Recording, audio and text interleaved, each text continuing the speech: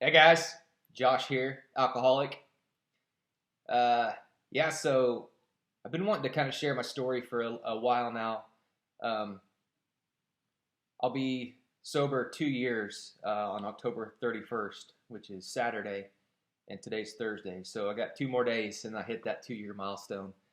And I figured now is as good a time as any to make a recording, kind of share my story.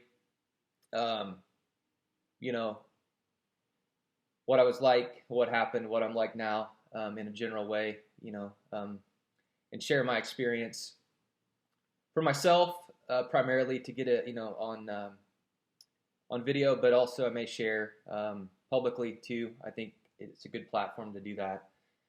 Um, I was meeting with my group earlier this week, and one of the elders. I wasn't going to celebrate my birthday publicly with the group, and one of the elders uh, told me that it's not about me, it's about sharing my story with others and showing them that the program works and you can recover. Because I didn't want the attention, right? I didn't want the attention of a 2 year sobriety birthday, but they talked me into it for the others. So I figured, why not share my story here? And if I can put it out there and it gives someone else that's struggling a glimpse into my story and shows them that recovery is possible and maybe somehow helps them along the way, then it would be worth it. So yeah, that's what I want to do today. Hopefully this won't be very long. I've got a few notes here in front of me, but basically I want to make this a one take film. I'm not going to edit it, and just so bear with me. Um, no editing, so I may jump around a little bit, but and I want to say too before I get started that I'm no expert on recovery. I'm no expert on Alcoholics Anonymous. I'm no expert on 12 step. I'm no psychologist.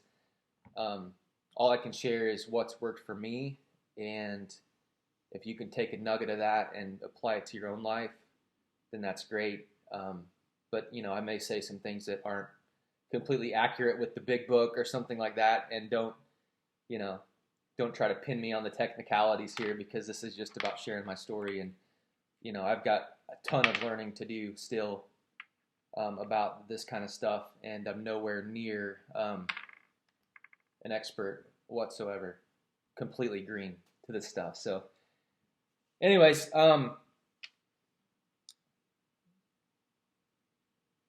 so yeah, so like kind of the whole premise of Alcoholics Anonymous and sharing your story is to share what you were like, what happened, and then how you are now. So I'll kind of go through those three topics. And I do want to say before I start too that I've gotten sober through the 12 steps and through the fellowship of AA, and by the grace of God, of course.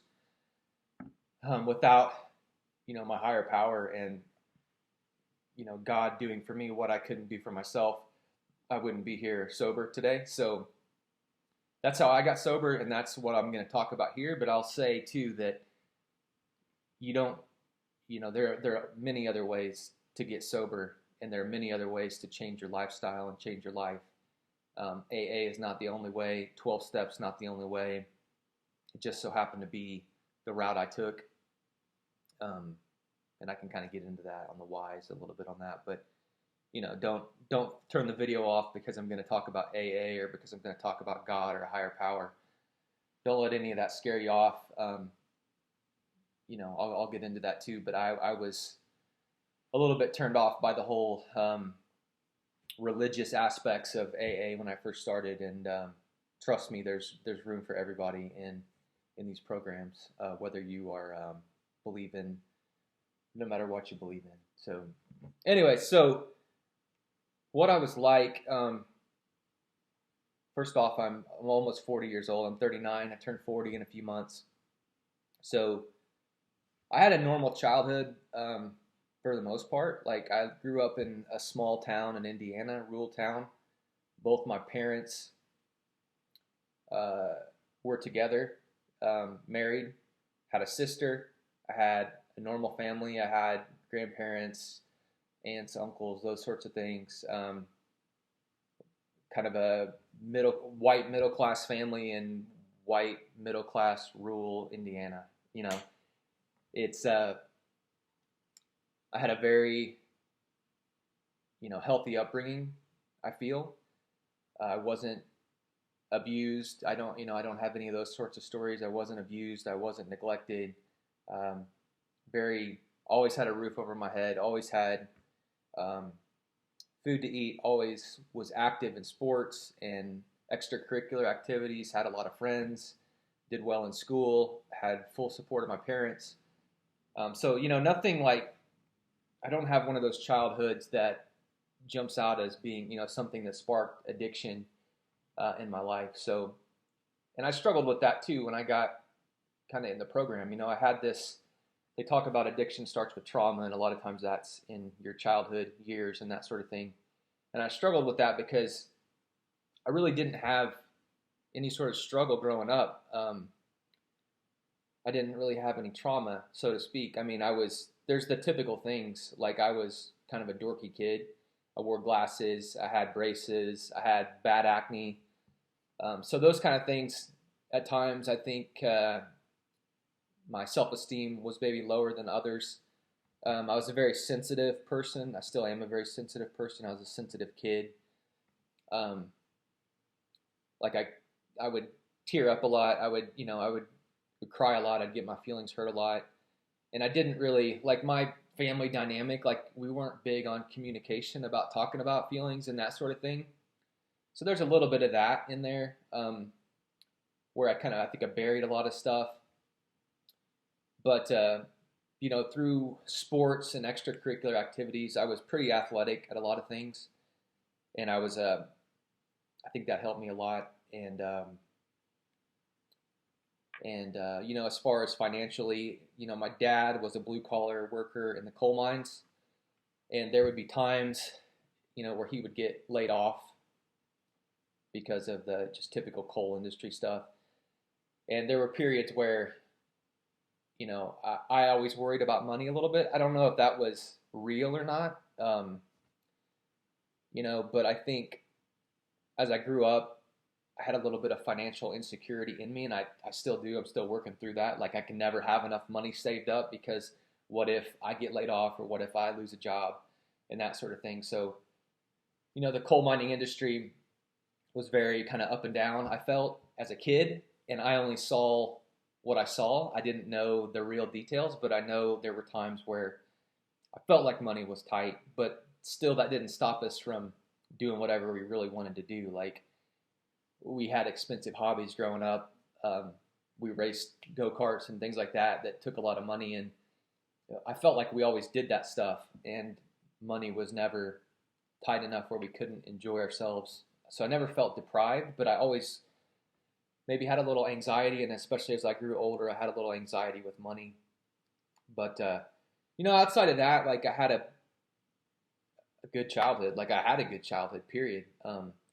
So I struggled with that a little bit as I realized I had a drinking problem, and a lot of times it points back to childhood trauma. Like I didn't have any childhood trauma, but so there's other people. As I've researched more into this and talked to more people, there's tons of people out there like myself, like maybe some of you watching, that don't really have any childhood trauma or trauma growing up, but you still fall into addiction habits as you get older. And I think that's perfectly normal. That's okay. Like you don't have to have trauma to be an addict, and you don't have to have trauma to be a part of, or you don't have to have childhood trauma to be a part of the recovery community. Like you're perfectly fine. Like you're accepted into that community.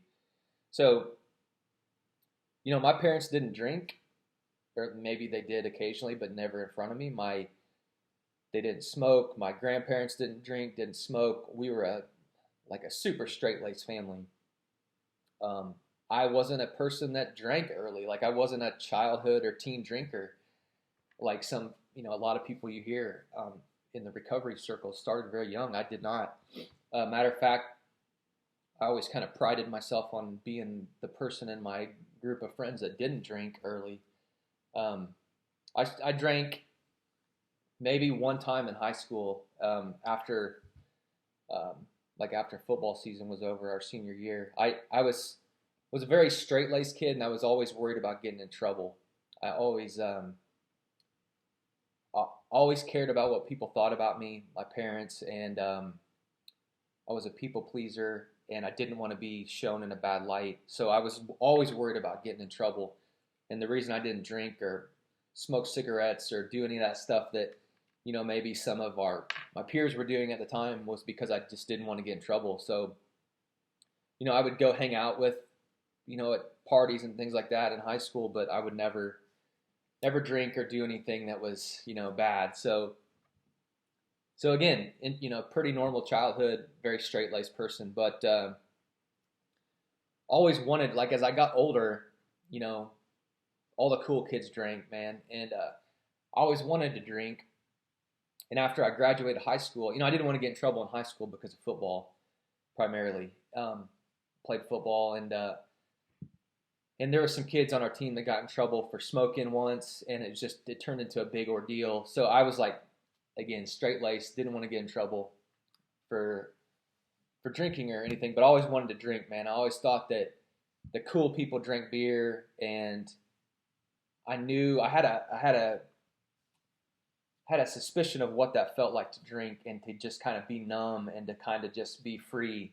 And man, I wanted that because, looking back, I had a lot of anxiety and a lot of, I don't know that I had depression so much growing up, but I had a lot of anxiety and a lot of worry, and I was a lot of uneasy feelings for whatever reason. And man, I just wanted to drink because I wanted to feel that. I wanted to be free of that. I wanted to be out of my head for a while. So I always wanted to drink. And of course, by the time I graduated high school, went to college, like it was game on at that point. I was with some roommates from high school, um, and went to kind of a small college, and it was just a lot of drinking, and I just fell in love with drinking, and gained a bunch of weight, got real unhealthy. That freshman 15 for me was like the freshman 30, I think. Um, but yeah, man, I love to drink. I was good at drinking. Like, I think that was one of the appeal of it too. Like, I could drink hard and heavy and long, and rarely would I get sick. I wasn't a fighter. Like, I wasn't a crier. Like, I was a fun dude when I was drinking. Um, for the most part, I will say. At least I was fun in my own head. But I was a fun dude. Didn't really get in trouble. Didn't drink and drive. Didn't burn shit down. Like, I was just a fun dude to be around, and I think that got me a lot of places. Probably with the wrong people, of course, but it got me a lot of places, or I thought it got me a lot of places when I was younger. Through college, I hung out with the cool people in college, primarily because I drank hard, and and even in my career after I graduated college and started working, I feel like, and I truly believe this, I got to where I'm at in my career by, again, being an outgoing, hard drinker, um, because the people in my company, like, there was a lot of drinking going on. Like, I hung out with a lot of sales guys early on and went on sales trips with folks, and like with customers, and like, man, I was just super outgoing when I would drink, and I was able to drink a lot and really, like I said, hold my liquor. Like, I could drink a ton and not get into fights and all that stuff, but I could still get up the next day and function. Like, I could get up and function. I'd be ready to roll, man. And so, like, looking back, it is what it is. But I feel like, I was on this train ride of just drinking and seeing some positive, what I thought was positive benefits from it at the time. So anyways, that's where I was. And, I drank a lot early on. I was kind of a binge drinker. I wouldn't drink every day per se, but when I drank, man, I drank hard, and I drank to get drunk. And up until my very last day of drinking 2 years ago, every time I drank to get drunk or at least a good buzz. Like there was no social drinking for me. And that always struck me as odd. And I remember going back to college. Uh, this has always stuck with me, and I've been out of college for whatever, going on 20 years now. But when I was a freshman in college, we went and hung out with some upperclassmen at their apartment, and there were some dudes I looked up to. They were from back home here, and I looked up to them dudes, and we would always go over there um, and drink hard, and I was just always the happy-go-lucky, fun drunk, and I remember one of the guys he was drinking like some really dark black beer, like back then we were drinking natty ice, right? Like whatever was the cheapest and most stout stuff, and he was drinking like some sipping, dark beer, and he told me, he said.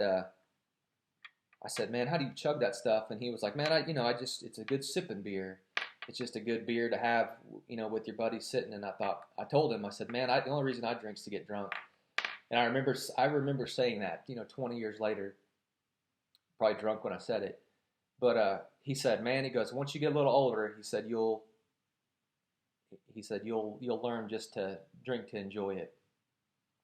And that's always stuck with me. And for 20 years of hard drinking after that, I never once just drank to enjoy it. Never. And I always thought to myself, like, man, like one of these days, what he told me is going to click. And never did. So, like, I knew from an early drinking age, or from an early drinking career point, that I didn't drink like other people. You know what I mean? And that was evident as I got older. Like, I never could just have one or two, and it was always drinking to get drunk. And my day, as I got, as I progressed, because alcoholism is a um, thing. Some would call it a disease. It's progressive. So what started out as binge drinking turned into everyday drinking. As I got older, it was every day. I would come home and drink by myself. I was never one to go to bars. I was never one to go to parties. I didn't really like to socialize with people so much. It was just I needed an off switch every day, and alcohol was my off switch, and it let me relax. It let me just chill out. It let me be who I wanted to be, and I would come home from work. I was a very active person, still am active, but like I would run, did Ironmans, I did marathons. I was training nearly every day. In my marriage, it was just me and my wife at the time and a dog. Like we didn't have kids. Um, in hindsight, I probably didn't want to have kids because I was too immature and too selfish. But so like I didn't have kids. I didn't have to come home and be on for anybody. Like I could just drink. And there's a problem with what I just said there. Of course, is I did have somebody to be on for, and that was my wife at the time. Um, but in my head, it was okay because, well, she was doing her thing and I was doing mine, and it wasn't like I had kids to deal with. So it was okay for me to drink. I had very little responsibility. I went to work, had a good job, still have a good job, still have the same job, had a good job. I would go to work, and after work, I would go train, run, bike, swim, whatever, and come home and drink. And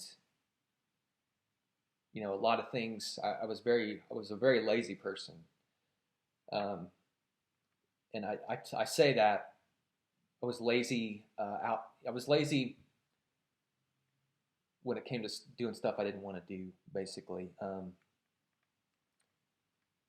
I would train and exercise and do these races a lot of times because like that justified my drinking. If I was able to train every day and go run marathons and do Ironmans and things like that, like clearly I didn't have a drinking problem because I could still function and do all these things. And that was a way in my head to to really justify my drinking. Like, oh, I trained for a couple hours today. Well, I can go home and drink 6 or 8 beers, or however many mixed drinks, because I earned it from a calorie standpoint. I earned it. And, a lot of times there was years where I would track my calories, when I was training heavy for Ironman and things like that. I would track my calories in a notebook. And at the end of the day, I would always allot enough calories to cover my alcohol. And a lot of times I would drink 1,000 calories in alcohol, whether it was beer or my other drinks of choice were bourbon and whiskey. And the longer I drank in my years, the less and less beer I drank, and the more just whiskey and bourbon I drank, because it was easier and quicker to get drunk that way, and you didn't have to drink so much volume. It was easier to conceal and that sort of thing. Um, so anyway, I kind of forget where I was at, but I went from being kind of a happy-go-lucky drinker, binge drinker, to being an everyday drinker. And that was probably the last 10 to 8 years, 10 to maybe 6 to 10 years, somewhere in there. The lines get a little blurry. But I was an everyday drinker, and it was hard drinking every day. And it was a lot. I crossed the point somewhere in there, and we talk about it being a progressive disease, but I crossed the point somewhere where I needed to drink every day. I needed to have that drink to look forward to every day to calm what was going on inside of my head. And that's that off switch I talk about. If I wasn't drinking, I was thinking about drinking. And that is the honest to God's truth. I thought about drinking 24/7. It seemed like if I wasn't drinking, I was thinking about where was I going to get alcohol? I knew where I was going to drink it at home typically. But, I would drink before I would go run, or I would drink while I was running. At times, I would drink before I met a group of people to go run. I would drink on a bike ride with people, rarely with people, but I love to get in a buzz and go and running, especially if I was meeting people as a group run, because I always was. We all have a little bit of social anxiety, and that was a way for me to get over that social anxiety, was to drink. And I would literally have alcohol, bourbon or whiskey, or when I really wanted to hide it, like vodka in a running water bottle. It's crazy, man, to think back on the stuff I did. And my ex-wife was not a drinker. She never drank alcohol. So I always had a designated driver, and wherever we went, I was always drinking, pre-drinking on the way there in the car, pre-drinking or drinking wherever we were, and usually, passing out on the way home, or having to drink on the way home just so so I could stay awake to get home. And so, having her always there to drive me, or me always asking her to drive me, like that was a curse, of course, because I could just get loaded, man, and at her expense, of course. And at the time, I was so selfish and self-centered. I didn't think about it really that way at the time. I just thought, man, we're gonna go have a good time. Like she's having a good time, I'm having a good time, and if you want to think about going out to dinner, or going to a concert or something like that, going to a play, like that's the things I'm talking about. Like when I went and did stuff with her, it was just alcohol had to be there for one. Like I would always ask, like, hey, is this play we're going? Because she liked theater and that sort of thing, and concerts, and like, hey, is this venue going to serve alcohol? That was always just a very sad requirement looking back. And or if they weren't, then I had to figure out a way to drink beforehand and maybe sneak something in, and it's just that's the way it was. And man, I just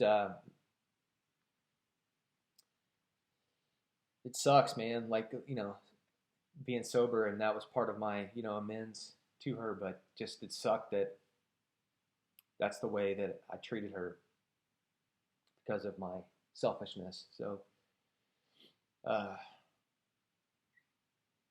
anyways,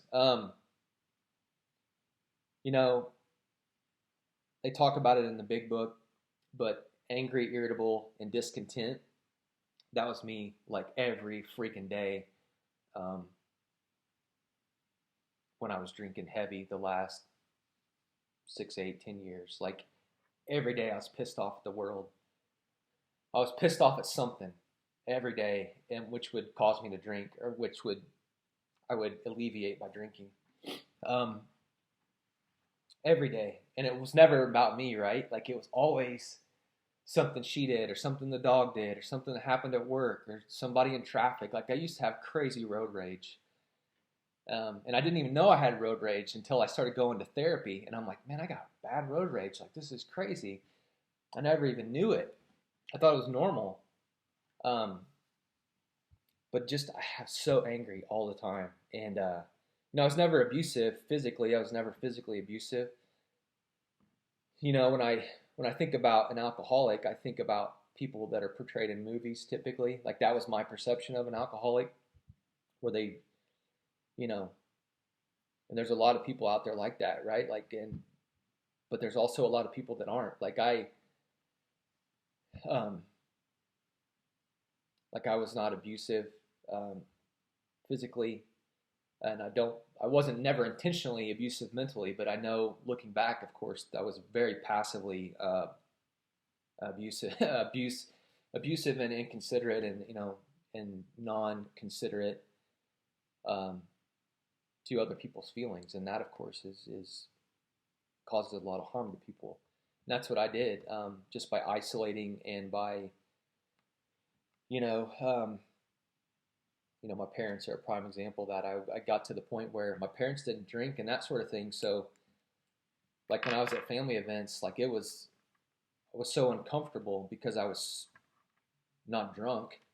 I was so uncomfortable that it was all I could do to be there. And I was always thinking about getting out of there and when could I go drink to, calm these feelings, these nerves. And so I didn't do a lot with my family for that reason, and that's so crazy. That's so, crazy is not the right word. Such harm I caused, by that. And anyways, but I didn't drive drunk. I kept my job. I never got in trouble at work. I didn't go to work drunk. I exercised. You know, I never got in fights. I never started fires. I was, um, I thought I didn't have a problem because I was so high functioning, and when really I did have a problem, and I knew I had a problem. Um, for a lot of years, I knew I had a problem, and caused a lot of harm to people without really knowing it at the time, or without really being aware enough to recognize I caused harm. That's really what it was. It wasn't harm like I stole from you. It wasn't harm like I punched you in the face. It wasn't harm like I wrecked your car or killed your sister or something like that. It was harm that I was so selfish. I didn't think about your feelings. I didn't care about your goals. I didn't um, ask how your day was going. I didn't. It was all about me, me, me, me. Um, and that's where I really hurt people and caused harm. So, um, so I grew up. I was very unhappy, and it just got worse and worse. And we alcoholics have an obsession of the mind, and I have a very bad obsession of the mind. As I would get angry and discontent and irritable, I would have these resentments in my head about whoever I was ticked off about or whatever I was ticked off about, and I would just replay that story over and over and over, uh, day after day. Typically, these things went on for days, weeks, months. Who knows? I'd be so ticked off about something. I would just every time I would tell the story and replay it in my head, it would get a little worse. I would bend the story a little more, and by the end of that stretch, I would just blow up because I'd made this scenario so bad in my head, um, that it would just come to a boiling point, and I would never talk about it. Up until that boiling point, I would never talk about it. I wouldn't talk about it to my ex. I wouldn't talk about it to anybody, friends, that sort of thing. I would just hold it in, and uh, and that's what happened in my marriage. Um, I had, for whatever reason, like, um, and I'll step back 1 second. After getting sober, I've realized that all those resentments, anytime I have a resentment, even today, anytime I'm having a resentment or an issue with someone or something in this world, I am almost always the common denominator. I am the common denominator. Um, there's something I've done, either intentionally, unintentionally, in real life, or in my head, that's caused me to be pissed off at that situation, and it's always me. So, I'll get into that a little bit later, but that's what the growth's all about, realizing you're the cause of your own problem 99.9% of the time. And if you can step back and see that and recognize it and nip that in the bud the first 5 minutes instead of the first 5 weeks, and talk about that issue, you resolve it right there. In 5 minutes, you resolve it. Instead of waiting 5 weeks and replaying it, making it worse and worse and worse, and then blowing up and doing something that you're going to regret, or making some stupid decision because you've played this in your head to be some, tragedy. That's what I've learned. So, in my marriage, I was drunk all the time. I was doing me all the time. I was selfish, and of course we grew apart. She tried to help me in her own way for a lot of years. Looking back, I recognize that. But as we all know, until you want to get help yourself, you're not going to go get help. And you don't think you have a problem until you admit you have a problem and give up that control. And I didn't think I had a problem.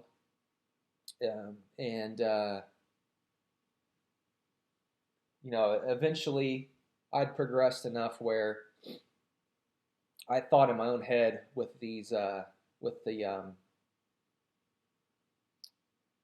obsession of the mind games I would play. I thought in my own head I would be better off in a different environment, that my marriage wasn't working, and it's nothing I've done, of course. It's just we're not meant for each other, and I'd be better off somewhere else with someone else, whatever.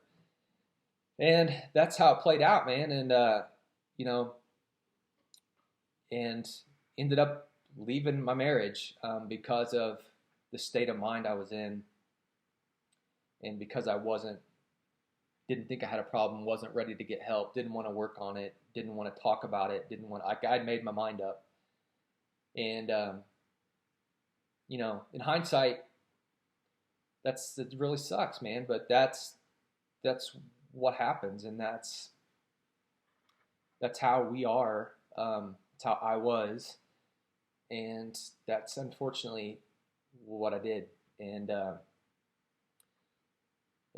So I thought, all right, I don't know what the hell I just did. And it was like when I moved out of the house, I got my own apartment, and it was like one of the scariest moments of my life when that actually happened. There was so much uncertainty about what the future held, what was I going to do, blah, blah, blah. And it was just like, what the hell happened? Like, it all happened so fast, even though I was the one that did it. I was the one that was calling the shots.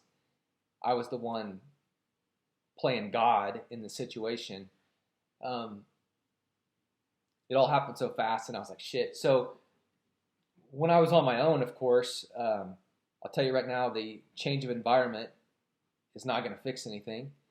I learned that pretty quick. And so I continued to drink, this time by myself in an apartment where I had literally nobody keeping an eye on me. And things just continued to get worse. Ended up starting to see another person who I had known for a while, and we were friends in the past, and I knew that she was a drinker. She was a lot of fun as a drinker, and I thought, well, this is perfect. Like, she was kind of going through a similar situation, not a similar situation, but she was going through some marriage troubles as well, and was separated and that sort of thing. Kind of same stage that I was, only for different reasons, of course. She was not a alcoholic, but she liked to drink, and I thought, man, this is going to be perfect. Like, this girl likes to drink, I like to drink, like we have the same hobbies, we're friends, like this is going to be perfect. And man, it was perfect for a little bit of time. We started hanging out, and me being me at the time, I hadn't changed any. I was still drinking every day, drinking heavy every day. So anytime we were together, there was alcohol involved, and I really started to bring her down with me. In hindsight, I didn't know it at the time. I thought we were just having fun because I'd never was in a relationship where the other person drank. So I was on cloud nine. But we had a lot of fun, but also she, she called me on my shit pretty early. Like, dude, you have a problem. Because she would, she was definitely a social drinker. And of course I wasn't. And, she would ask me not to drink for, days, weeks, whatever. Like, don't drink today. And I would drink. Like, I couldn't not drink. And that went on for a while. And then I started, I would start sneaking drinks around her too.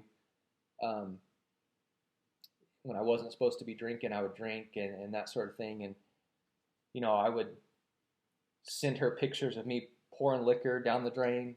I did that all the time. Would pour, like, this is my last day. I'm going to stop drinking today. And I would pour out whatever I had in the cabinet. And I would send her pictures, be like, see, this is it. And the next day would, go buy more. They make more every day for a reason.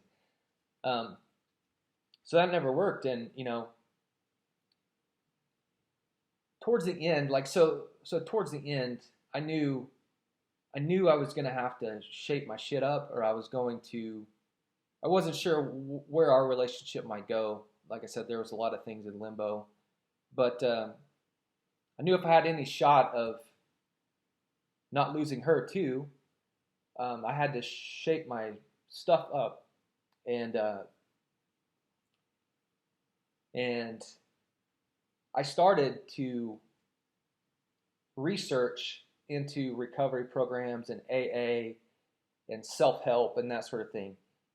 But the funny thing is, I would only research that stuff while I was drinking. So I would sit at that apartment by myself, and I would drink whiskey, and I would watch YouTube videos, or I would research AA stuff online. Like, I was curious about how it all worked, but like, I literally had to be drunk before I would do that. Like, couldn't do that sober. And it's just so strange. I remember that. Anyways, it wasn't but a week or two later, and she finally said, look, like, you have a problem. You are an alcoholic. And unless you fix this, or are willing to fix this and recognize you have a problem, like, I'm not gonna, like, do this anymore with you. Like, I have to get out of this relationship, because she has kids, 2 kids, and she's like, you cannot do this around my kids. Like, if we're going to take this further, you have to be willing to stop and admit you have a problem. And that was like having someone say, like, you're an alcoholic. Like, that was a light switch for me. It wasn't the fact that she said, hey, like, I'm going to end this if you don't get help. It was the fact that she said, look, you have a problem. You are an alcoholic. Like, you are not normal. That, I don't even know what she said after that, but when she led off with that, like, that's what hit the light bulb for me. Like, that's what I needed someone to tell me, that I was an alcoholic. I had such a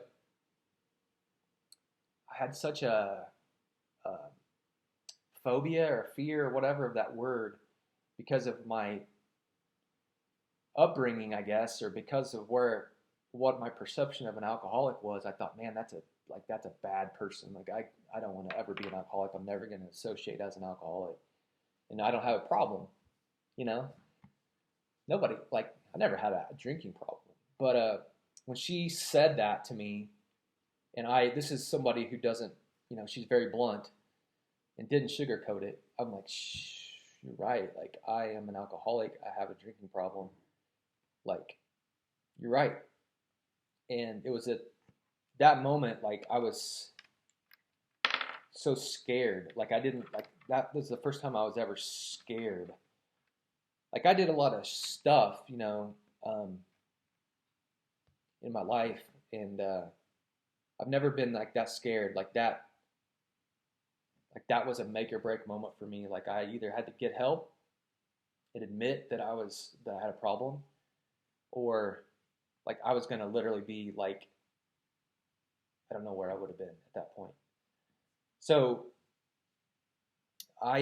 so that was like my moment where I was like, I need help. And so I just took 41 minutes. I couldn't believe that went that long, but I took 41 minutes to kind of explain what I was like. So that's my story of what I was like. Um, so, that day I was like, shit, I got to do something to show I'm serious. Like, I can't go home and drink and research AA videos online. Like, I have to, like, this is real now. Like, this is not freaking make believe. Like, this is real. Like, I'm in a real situation. And that was probably one of the first times I was super like present about like my situation.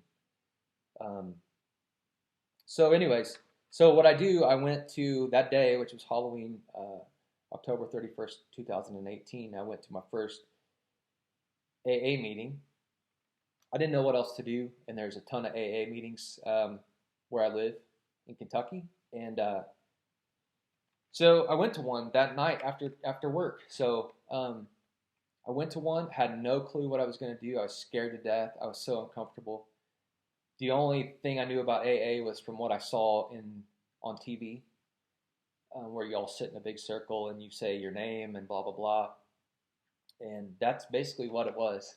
Um, but I went to a newcomers meeting, which was fitting, and like I said, I didn't know what to do, so I was the only person there for their first time, so I felt obligated to speak. So I kind of shared my story, and I don't even know what I shared at the time, but it was this 42 minutes kind of tucked into about 2 minutes probably.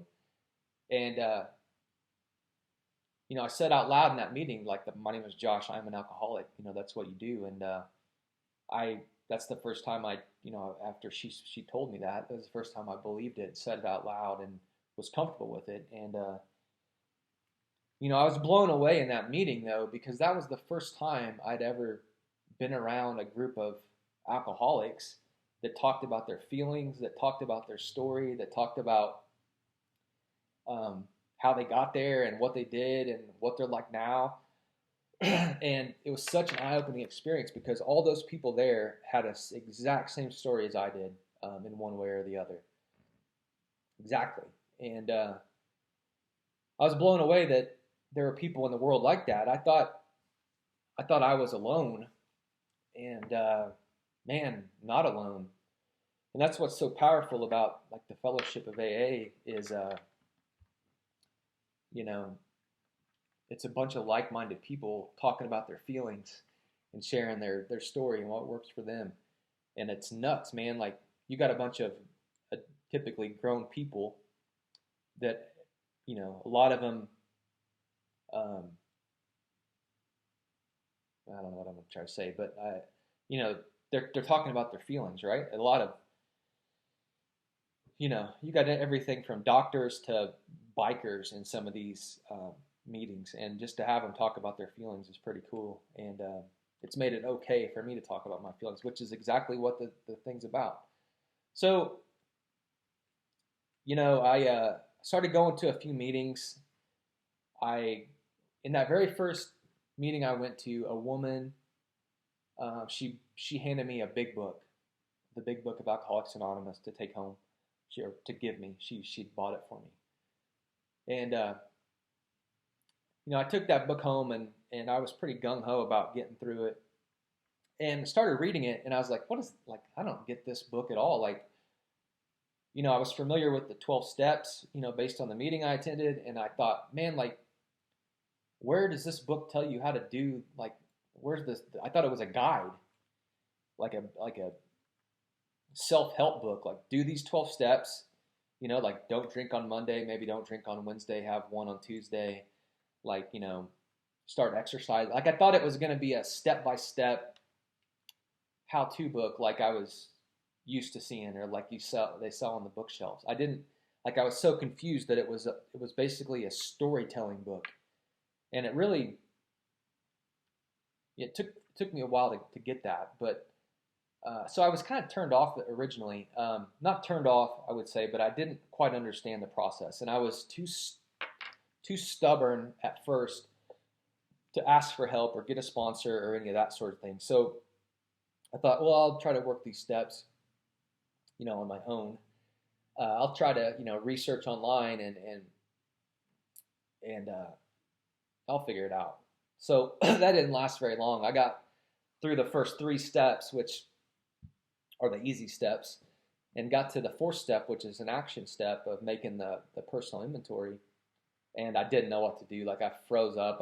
There was so much information on the internet about how to do this and that sort of thing. So again, I wasn't sure like if AA was the right route for me, but I liked the 12 steps. Like I was, by that time, that had been a few months. By that time, I'd bought into the 12 steps. Like I thought the 12 steps were good. But I wasn't sure like AA was good for me. I didn't know if I hadn't been to very many meetings, and what I had saw from the meetings I'd been to, like I wasn't really sure that was the environment for me. Like I didn't feel like I quite fit in with some of those people, just from a kind of a demographics maybe standpoint. So I ended up reaching out to like some therapists to say, hey, like, could you act as a mentor to me to help me work these steps? Like, I don't really know if I want the whole AA sponsorship thing, but I like these steps. I want to work the steps. So I ended up finding a therapist locally that was a young dude that was an alcoholic himself that got sober through AA, working the steps, and he's now a therapist. So he said, yeah, man, like, I'll totally help you. Let's do it. So I started going to him, and we started working the steps. He was I wouldn't really call him I guess, a sponsor in the traditional AA sense, because like he wasn't somebody I talked to every day. But I talked to him I was going like once every 2 weeks, and we would do the step. Like he would give me an assignment, and I would go back and we would talk about that assignment and maybe get another one, or maybe continue on that assignment or whatever. But he mentored me through the steps, and I felt very comfortable with him. Like he was able to, because he had been through the program, and he had some, he had a piece of paper on the wall that said he was a degreed certified person. Like maybe it carried a little bit more weight for me at the time. So anyways, I worked the steps with him, and just super grateful to have him help me through. I think, having him was key. Having that cadence with him, that routine, kept me on track, kept me honest. Without him, I wouldn't be where I'm at today. Like I would have probably quit, I'm sure. You can't do the 12 steps by yourself. That's a fact. Like you can't do them. You have to have a mentor, a guide, or a sponsor, or somebody that can help you through these, that's done them before, or that at least has a intimate working knowledge of them. So, your spouse or your partner can't help you with them, because there's going to be a ton of stuff you bring up about them, and they can't help you. You're going to be holding back, what you need to get out, and that's not cool. So it has to be somebody, kind of a neutral party. So at any rate, I worked with him, got through the steps. Honestly, it took me longer than I maybe had hoped for to do the steps, and I think part of that was probably because I was only going every couple of weeks, and there would be, like anything, there would be times I would I would not do my homework, and that would push things off and that sort of thing. But like what I really wanted to get to was the amends part. Like ever since I started the program and knew what it was about, like I wanted to get to that step 8 and 9. Like that's where I felt like like the relief was going to come from for me. And it took a while to do that. It took, like we started that. It took maybe 6 months for me to start that step, and then with the COVID outbreak this year, like a lot of the people that I needed to talk to, you couldn't meet in person and that sort of thing, which kind of threw a wrench in it and delayed some things. So, the biggest, the biggest thing for me getting into AA and working the 12 steps, I should say first. So while I was going to the therapist, like I wasn't attending a whole lot of AA meetings, and like I said, after COVID hit, like the AA meetings mostly went to online, and I wasn't very good about going to them. I always tried to go to maybe one a week if I could, but then it kind of got once a month kind of thing, and just didn't feel too engaged in the online Zoom meetings. Like it was too easy to sit back and not participate. But what I learned from working the 12 steps was that, first of all,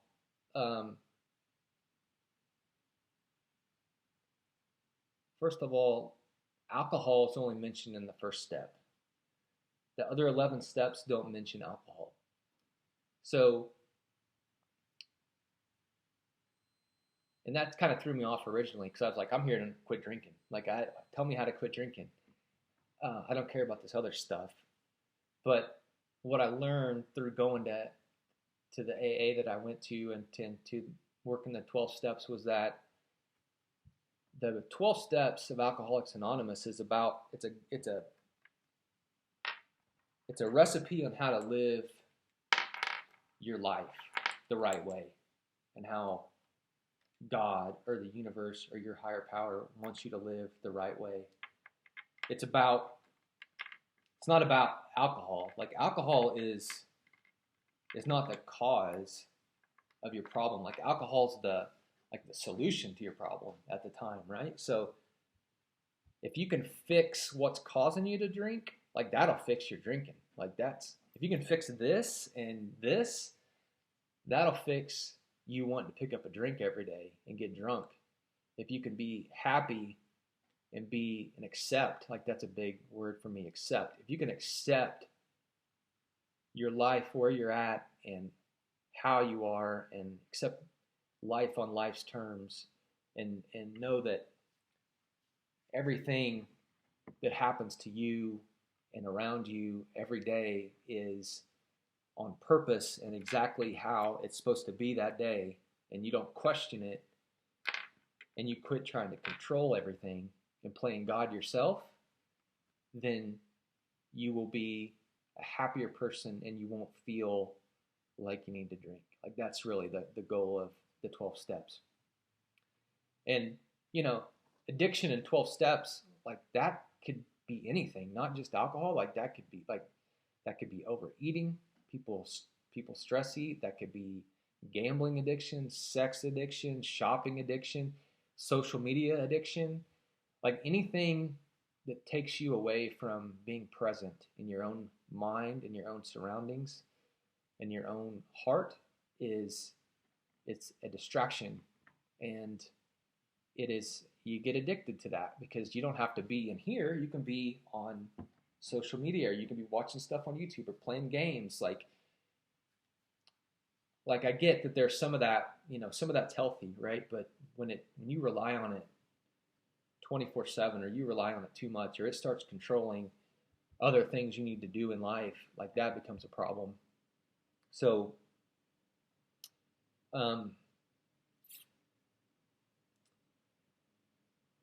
anyways, I learned from AA that I had to quit playing God. And, one thing, it does talk about God and a higher power. in the 12 steps and in Alcoholics Anonymous. And that steers a lot of people away from the program. And I was leery about it when I first started. But the way it's written, the way the Big Book of Alcoholics and the steps written today, it says, you got to believe in a higher power greater than yourself and a God as you understand him. So that doesn't mean, when I hear the word God, or when I heard the word God coming into the program, it was about, Jesus, God, the biblical God. Like, that's where my mind goes. But when you read the book, the Big Book, it talks about, atheism, and it talks about the agnostics and that sort of thing. And there are tons of people that can complete this program without believing in that biblical God, if that's not your cup of tea. And when I got into the program, it wasn't mine. Like, I grew up in a church. I went to church. None of it really sank in to me, it doesn't seem. And when I quit going to church, when I went to college, moved out of the house, I quit going to church.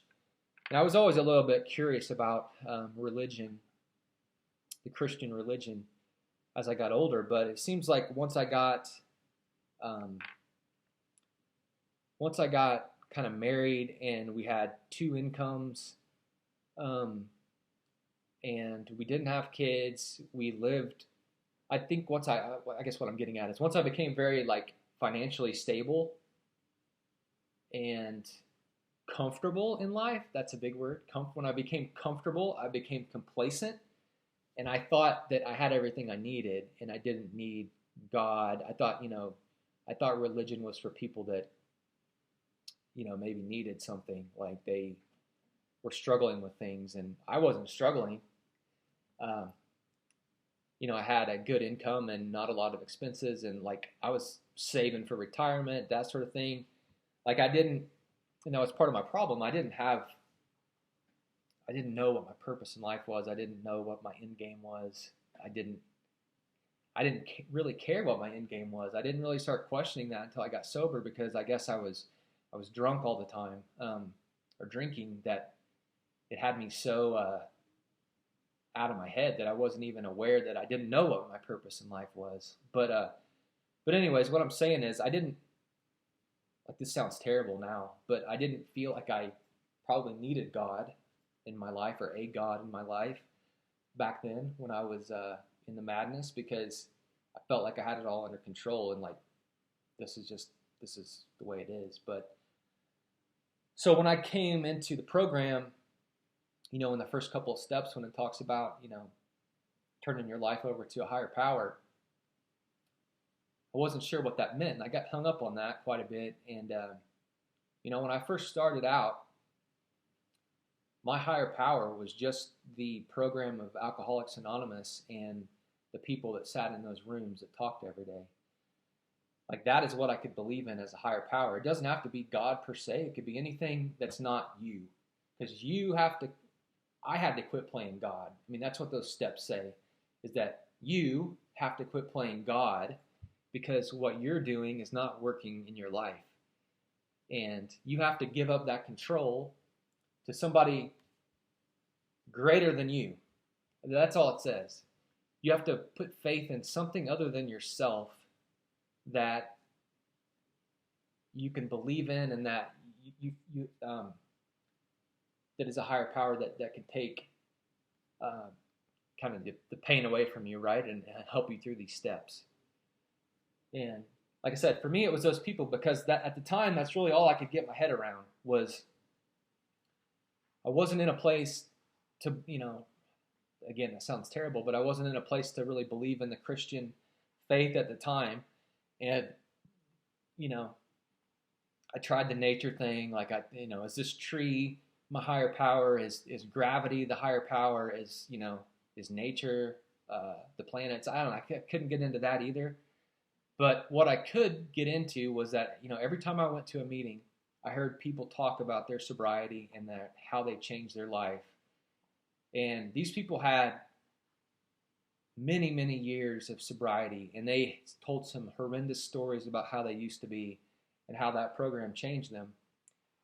And these guys, some of these guys, 20, 30 years sober, right? And they're still coming to these meetings where I was, that had 2 or 3 days, 4 days, 10 days, whatever.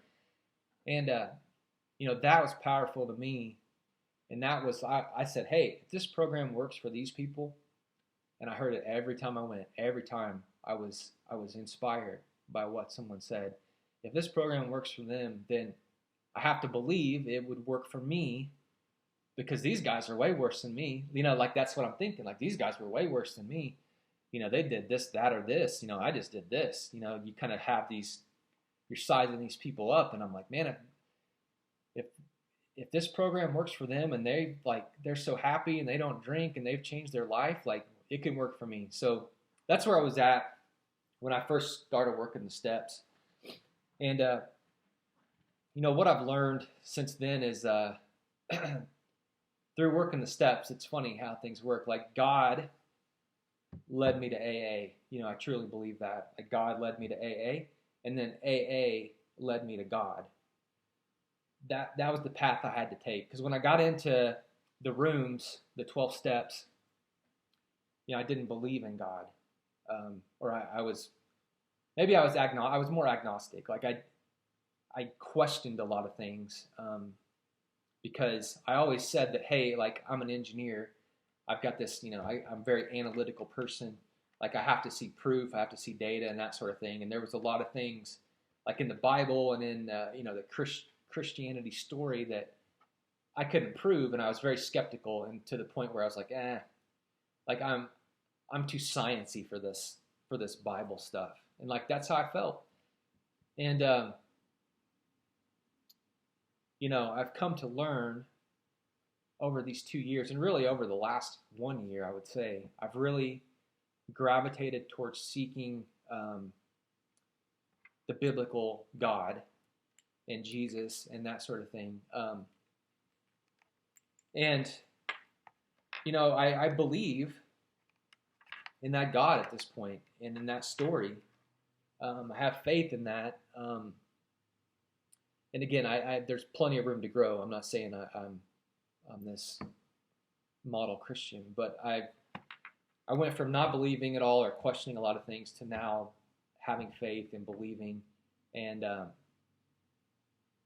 so what if I can't maybe explain a few things in the Bible, like the creation is God's creation, and He created me, He created this world. My soul is renting this body, that sort of thing. So, like, the program talks about a spiritual awakening, and that's really a change in attitude. When they talk about a spiritual awakening, the change in attitude, and I've had a change in attitude from this program, and a spiritual awakening. I'm seeking, and I think that's something that they talk about is the value, or the golden nuggets in life, is the seeking of spirituality and God, and seeking that, not necessarily finding it, because you're never going to find it.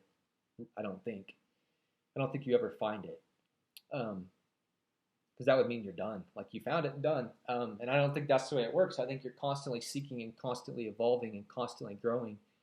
And that's where I'm at. I'm very low on the scale, but I've got plenty of room to grow. And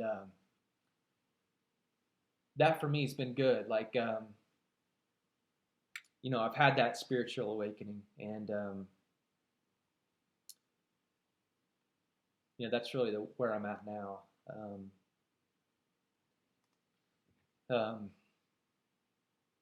I realized through the program. So how I am now, I've kind of blurred the lines here. If you want to go step by step, I've kind of blurred the lines. I've been talking about how I am now for a little bit here, but it's the 12 steps have taught me how to live a better life and live the right way. Admit when I'm wrong. Know that 99.9% of the time, if I'm ticked off about something, it's about something that I've created or I've done. Like figure out why it's bothering me, and communicate about it, talk about it, and have that daily um, kind of assessment and right your wrongs every day. Don't wait 20 years to right your wrongs. And going with the flow. I've learned the acceptance thing. I've learned that a lot. Man, I always had to be in control of everything, or I thought I was in control of everything. Like, I loved making spreadsheets and lists and that sort of things. I loved minute by minute, hour by hour, kind of knowing what I was doing. I liked knowing what the next 5 years was, what it was going to look like, where I would be, how much money I would have. And now, I've learned to live in the present day, and I've learned to go with the flow. My relationship, I'm in a relationship with the person I talked about earlier. Like, we've stuck together. She's been fabulous. She's been such a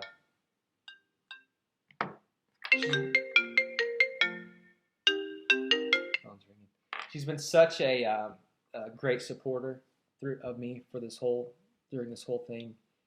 And she even stopped drinking when I did too. Actually, she stopped a few days before I did because I was still sneaking drinks for a couple days. But she stopped drinking too, and I thought, like, that's the coolest thing like anybody's ever done for me. I think is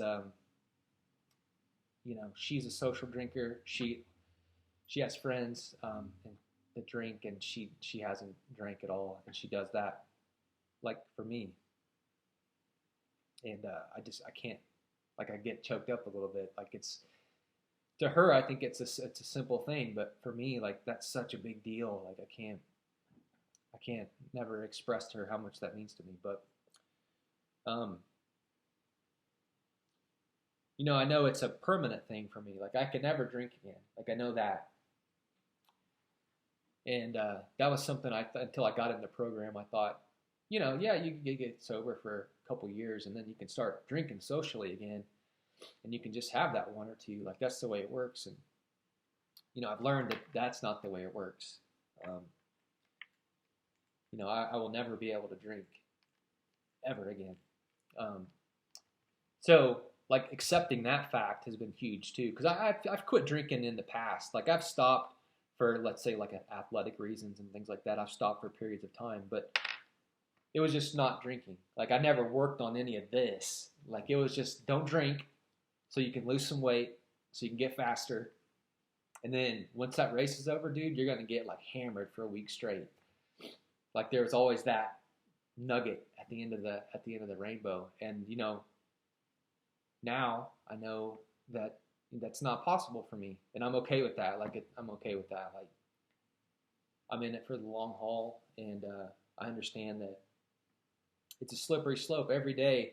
You just rent this sobriety every day, and every day there's 1,000,002 reasons to drink, or you're social. Like, there's just, like, drinking is so prevalent in our society. Like, it's such a slippery slope. And I would like to say that as long as, like the promises tell us in the big book, as long as you stay spiritually fit and you keep this in check, your head, your body, your soul, as long as you keep that in check and you work those steps every day and you keep a good headspace, you will not have the desire to drink alcohol. And that is true for me. That promise came true a long time ago. It didn't take me very long to say, hey, I don't even have an urge to drink. Like, I don't have an urge to drink. And I haven't since maybe the first month, honestly. Like, it's about getting this right, because, like I said before, alcohol is not the cause. Like, I'm not messed up because I drink alcohol. I drink alcohol because I'm messed up inside. And if you can keep that messed upness in check and stay spiritually fit, believe in that higher power, quit trying to control everything yourself, don't play God yourself, you will not have an urge to drink, period. And that's proven by me. It's proven by anybody in a meeting that shares. So that's like huge for me. Like I didn't know that until I started this program. I didn't know that um, drinking was the result of something you felt inside. No clue. So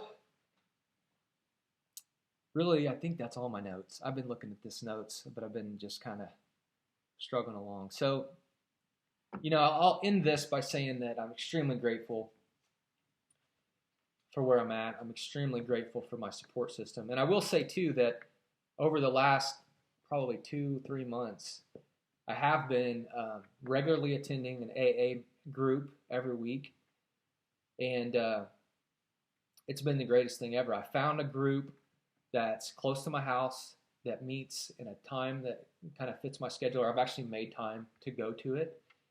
And I just this last week asked them if I could join them as a home group. So, like, I found a good group of people that I can connect with on kind of that social level. Like, it's a smaller meeting. It's a good people that are in that I just feel like connected to these people, and that's been awesome. Like I think that's what I've been missing from AA is really finding a group that I can really connect with on more of a kind of a demographic level or something like that. So I've been like I've loved going to this meeting, and I learn something every day. Every time I go, I learn something from those folks, and I feel like I've grown exponentially just since going to that meeting for 2 or 3 months. Like I feel like I've grown exponentially spiritually um, by being involved with that group. So I'm really thankful for that group. I'm thankful for the fellow. That's where the fellowship of Alcoholics Anonymous comes into play.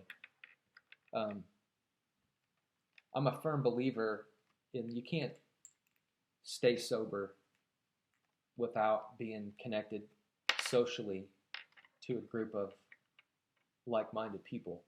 And I've tried it, and a lot of people have tried it. I'm fortunate enough not to have had a relapse because of it. There's a lot of people that do relapse, and it's been hard with the COVID pandemic. So I'm proud of where I'm at, and that's something that I was never able to say about myself. And I said it the other day for the first time, and I kind of welled up a little bit, but I am proud of myself, like genuinely proud of where I've came from, and I'm proud that I've worked the steps and I've made the amends I needed to make and cleaned my side of the street. And it's been hard. It's been definitely hard. You learn a lot about yourself. I've learned a lot about myself, and a lot of stuff is hard to digest. It's hard to start over in a new relationship, and it's hard to lose half your family and half your friends through a divorce. That's hard. Starting over is hard, but I'm proud of where I'm at. I'm proud that I'm sober. Like the new relationship I'm in, like those folks and those kids, like they'll never see me drink, and that's something that very few people that I interact with today can say. Like, they don't know the old Josh, and that's cool to me. Like that's like I have a fresh start with those folks, and like they get to experience all of me all the time, present, and genuine, and and I would say like more of a godly person. Like it's and I'm proud of that. So, and I'm proud of kind of right-siding a lot of some of the relationships I've screwed up in the past with my parents and my ex and that sort of thing. So, all that came through the program. I'm super grateful, and I'm grateful for my current partner, Rachel. Like I said, her support's been fantastic, and really, I just thanks for letting me share. I thought this was going to be like a 15-minute video, and it's turned into an hour and 15 minutes. But again, just hopefully you can take a piece of this and maybe something resonates with you. And if it does, feel free to reach out. Like I love talking about this stuff, and which is proof of growth in itself. Like I used to be ashamed of talking about drinking and would hide drinking and hide talking about it and try to play everything off like I never had an issue. And now, like, this is what we do now. Like, we talk about this stuff. And if you don't talk about it, then you're going to go right back to your old ways, because the communication is key to all this stuff. So anyways, I'm here. I'd love to talk about it if anything resonates with you. And again, I'm just so grateful that by the grace of God and by the 12 steps and the fellowships of AA and my support system at home that I'm here sober 2 years. So thank you.